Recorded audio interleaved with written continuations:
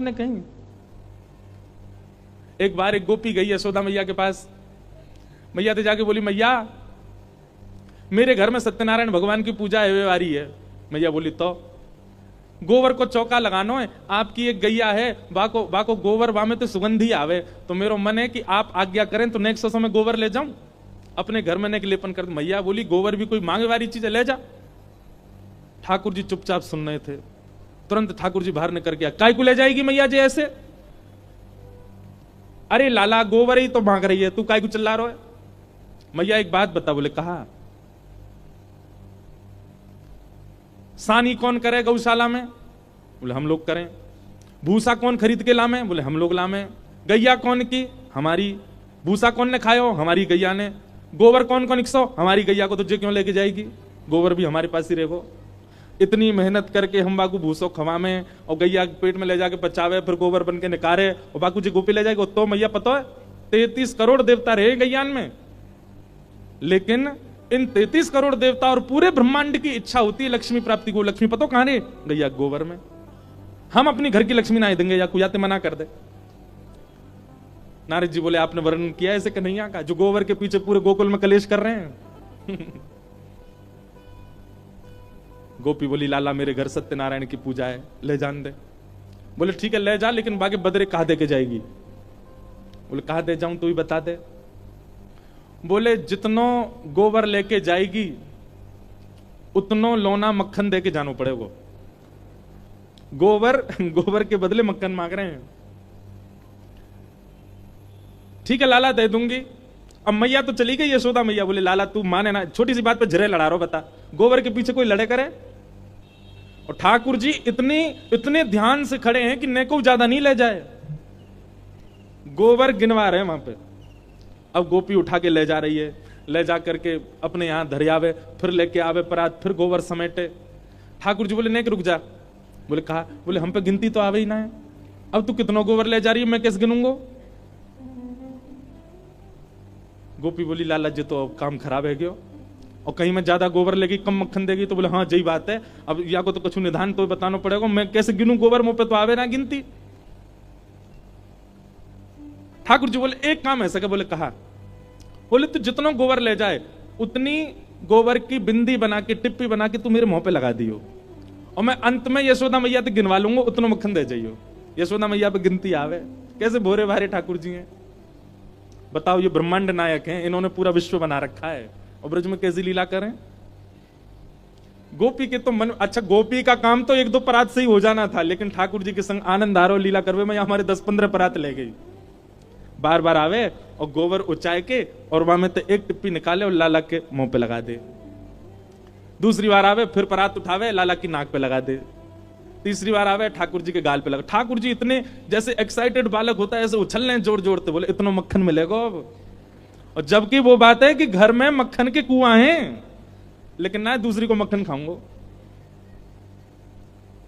गोपी का काम तो बन गया था, लेकिन उसको इतना सुख मिल रहा है लाल जी के साथ कि बार बार आ रही है और लेके जा रही है। इतने में ठाकुर जी बोले, एरी तू गोबर को चौका लगा रही है, घर बना रही है, सब रो गोबर तो ले गई वो चाय के यहां से ना। लाला जी अंतिम में, अच्छा टिप्पी तो धर दे। लाला तेरे मुंह में तो जगह ही ना बची, पूरा मुंह गोबर से सन को ठाकुर जी को सब जगह गोबर की टिप्पी लगवा लेंगे। ठाकुर जी बोले, तू एक काम कर, मेरे गरे पे लगा दे यहाँ पे। अब जैसे ही वो गोपी टिप्पी लगाने, गोपी के मन में भाव आयो, कछु लीला कर दूं। सो गोपी ने सिर पर रखी परात टेढ़ी सी कर दी, सबरो गोबर ही ठाकुर जी के ऊपर गिर गो, पूरे गोवर्धन बन गए ऊपर से नीचे तक। अब जैसे ही गोबर गिरो महाराज ऊपर, ठाकुर जी रोमे सो रोमे, ऐसे रोए यशोदा मैया आगे, कहां में हो लाला, काई को रो रो लाला? मैया देखिया गोपी ने मेरे ऊपर गोबर डाल दियो सबरो। मैया जैसे ही पहुंचने लगी, ठाकुर जी पीछे भागे। मैया ध्यान से, टिप्पी लग रही है मुंह पे, उन्हें मत मिटाई दियो, पहले उन्हें गिन ले कितनी है, उतने मक्खन मगाने।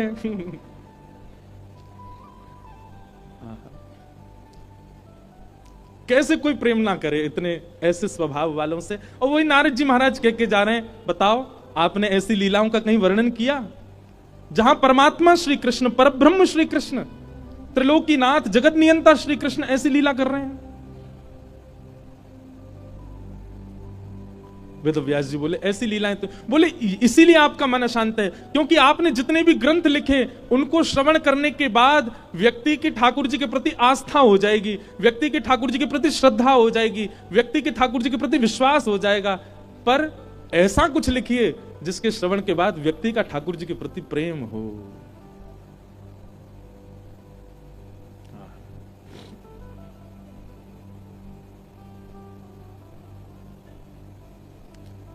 कौन पावे आको पार, हमारे ब्रज में गाते हैं, अरे कौन पावे आको पार, प्रेम ने दिया की सदा उल्टी बहे धार। कौन पावे आको पार, प्रेम ने दिया की सदा उल्टी बहे धार। कौन पावे आको पार, प्रेम नदिया की सदा उल्टी बहे धार। कौन पावे आको पार, प्रेम नदिया की सदा उल्टी बहे धार। ओ देखो मैं सुनाऊं एक बात अनुमेल, देखो मैं सुनाऊं एक बात अनुमेल, देखो मैं सुनाऊं एक बात अनुमेल। कैसी अनमेल बात, हाँ ब्रह्म निराकार रहो गोकुल में खेल, हाँ ब्रह्म निराकार गोकुल में खेल। अरे हाँ ब्रह्म निराकार रहो गोकुल में खेल, ब्रह्म निराकार।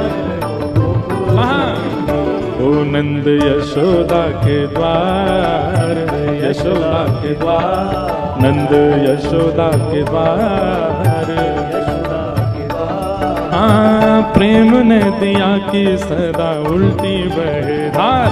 कौन पावे आको पार, प्रेम ने दिया की सदा उल्टी बहे। समझ में आ रही है ना बात, ये पद समझ में आ रहा है ना। कौन पावे या को पार, किसका पार, ब्रज की लीला का पार।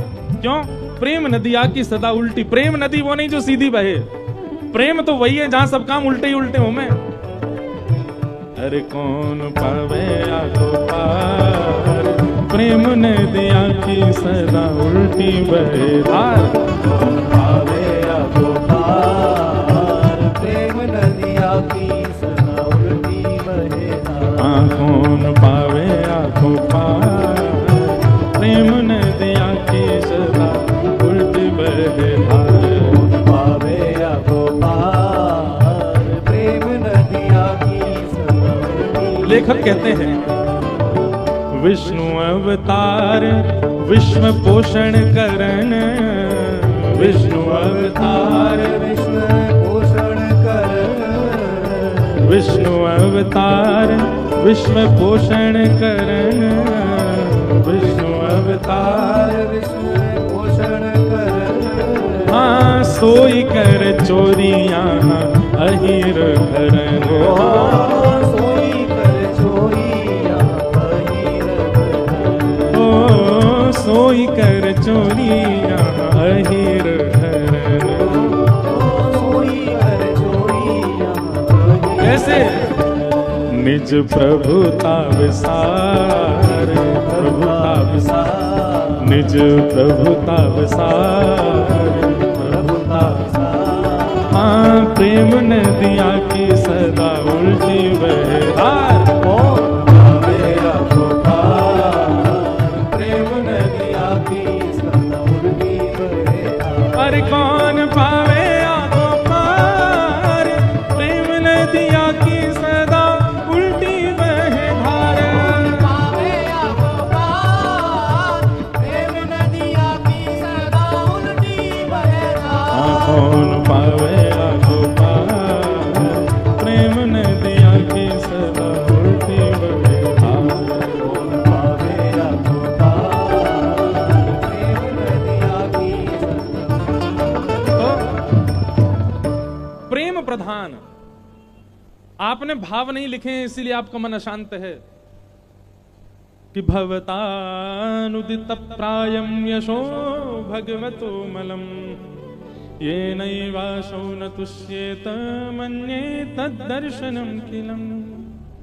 आप ऐसा यश लिखो जिसमें भगवान का निर्मल यश हो, निर्मल भाव हो, जहां पर वो भगवान भी नहीं दिख रहे हो, नन्हे से गोपाल जिनके प्रति प्रेम सहज बालकों का, सहज पुरुष का, सहज स्त्री का, सहज संतों का, सहज ऋषियों का, जो सबके लिए सहज हो जाए, ऐसा ठाकुर जी का यश लिखो, तब आपका